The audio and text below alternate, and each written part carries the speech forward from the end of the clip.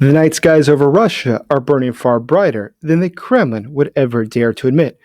Across 11 time zones, power is flickering while Ukraine's deep strikes hit the very center of Russia's heartland. Look at the attack at the Sterlitamak petrochemical plant. It's 1,300 kilometers or 800 miles from Ukraine. There we saw the pipelines erupting. Or look in Nizhny Novgorod, the refinery there.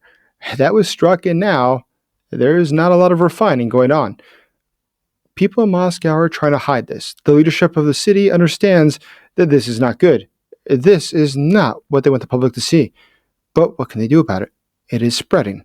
This is not a war fought by artillery alone. It is a war on the machinery that keeps the regime alive. Look at the attack at Oriol. It's 160 kilometers or 100 miles south of Moscow. There we saw that the night turned to day and then back to darkness.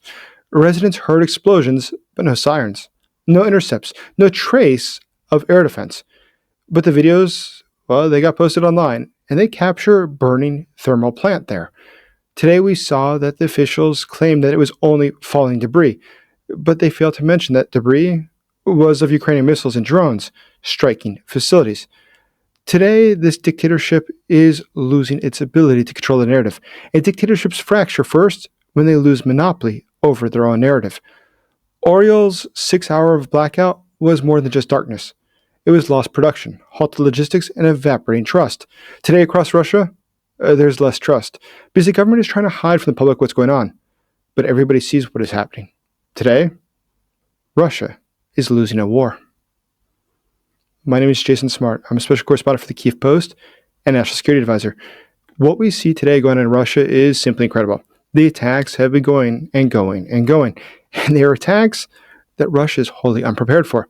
Ukraine has been very strategic and judicious about these attacks. It's going after the specific nodes. It's not just going for the electricity across Russia. It's going for specifically the parts that will have the greatest detrimental effect for the Russian military. So today, Russia's in a situation that it's losing.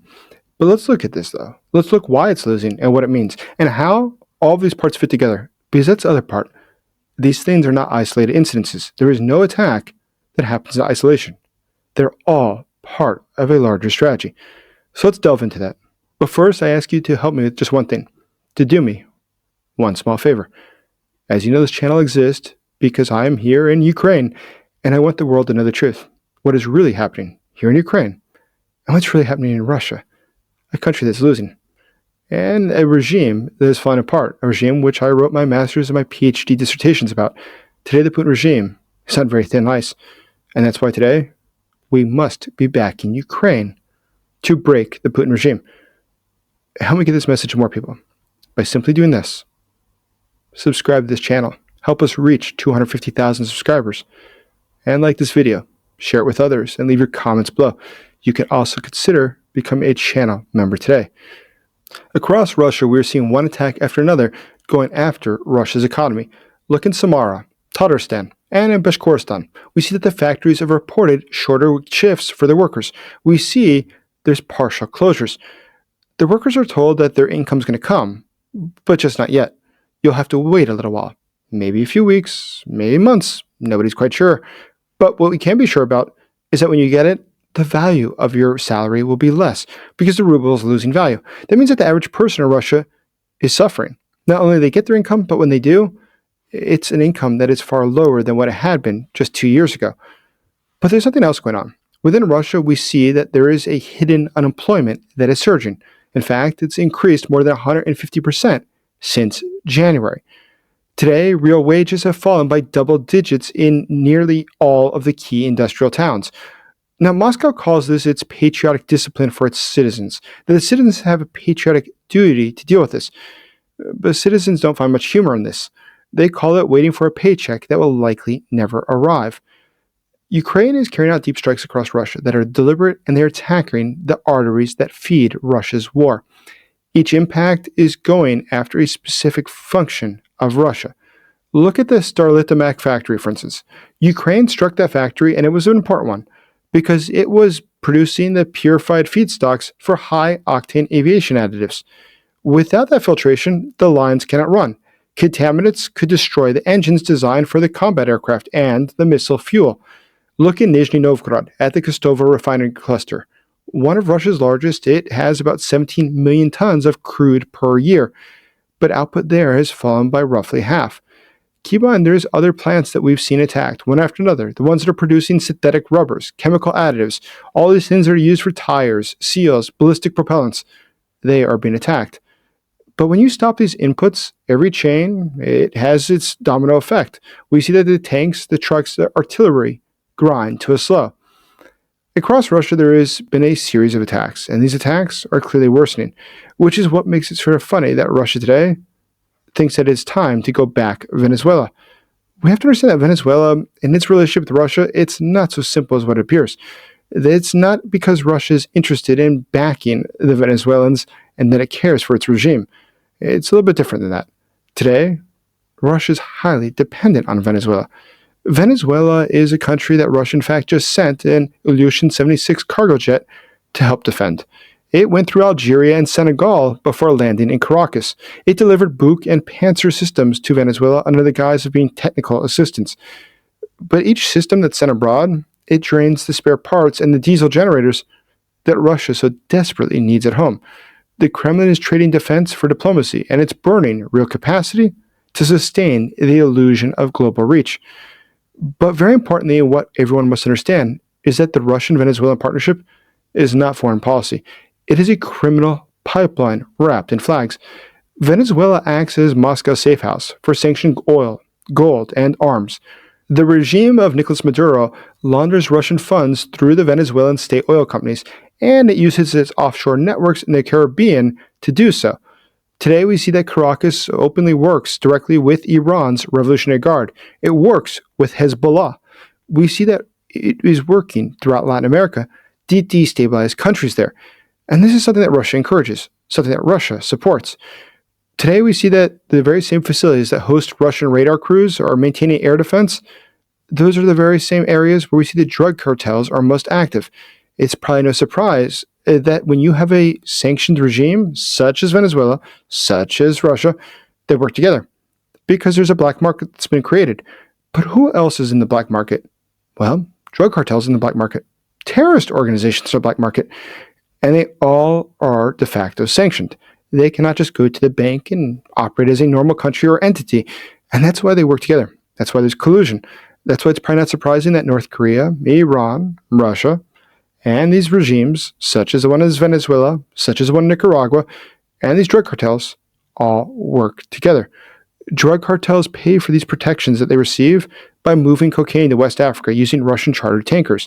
In return, Russia gains access to laundering channels and access to illicit cash that goes beyond the sanctions. Today, Russia is doing something incredible.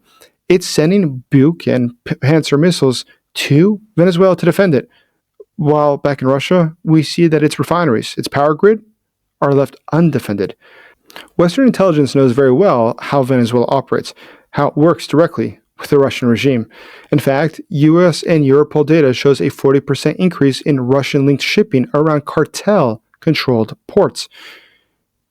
Each interdicted vessel is costing Russia millions of dollars. Russia is in an increasingly difficult situation. It's giving a 30% discount on the black market to keep its oil being exported. But at the same time, its allies abroad with whom it works to wash its money, they can't be counted on anymore because they are having their own problems with the United States. You remember what happened to Iran just last year with Israel. But aside from the countries that are having their own external problems, look at the allies that Russia does have globally and how it's destroying its relationship with them. Look at the case of India. We've seen increasing protests there against the Russian government. It seems that many young men had gotten contracts to work in factories in Russia. They've been told they'd work in warehouses. But in fact, they didn't. They were sent off to the front. And now the government in India is very unhappy their citizens are used as cannon fodder by the Russians. But it's typical of Russia. They use others, they do not collaborate with them. So today, Ukraine is helping to put an end to that by putting an end to the Putin regime. Today, the attacks that Ukraine is carrying out are ones that will change this war. Ukraine is not only winning territory, it is dismantling an empire built on brittle control.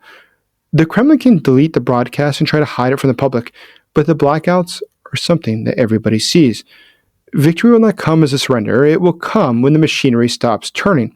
And every factory that is idled, every rail line that is silenced, is another line written into the obituary of the Putin regime. Thank you for watching. Please like this video, subscribe to this channel, and consider becoming a channel member today. And if you'd like to donate for the Ukrainian soldiers get life-saving drones, please see the first pinned comment below. As always, thank you for supporting Ukraine. Our hearts beat to the city streets. We began to feel the fire. We rise like tall buildings as the chemicals, they take us higher. The night's young, it has just begun, as she puts her hand in mine. We wanna chase the night, wanna dance to the light, pull stars from the sky, just two hearts running wild. Never sleep, never stop, as we shout from the top. We're gonna be two hearts running wild.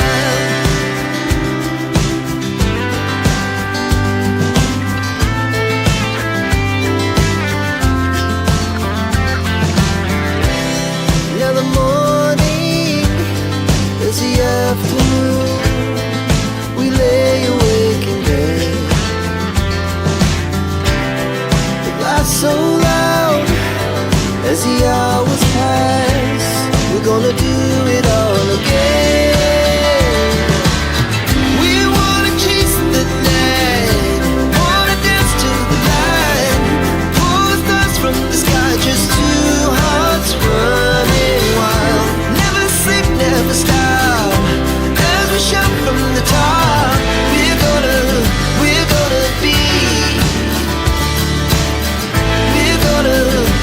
gonna be two hearts running wild.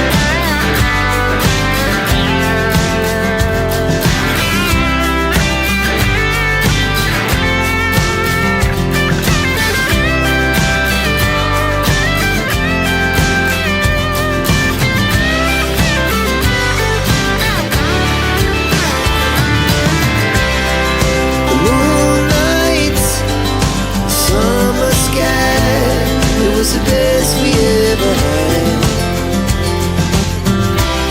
and we'll stay on forever. We'll never have regret.